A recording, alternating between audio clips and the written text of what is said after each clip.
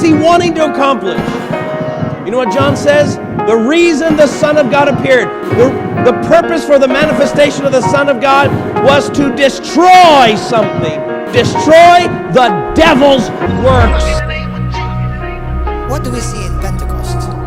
Power and authority.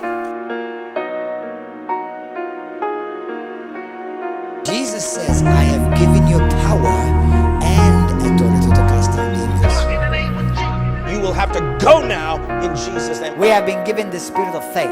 We've been given the spirit of power, of love, and of sound mind, that we may conquer in the name of Jesus Christ. Come on, in the name of Jesus.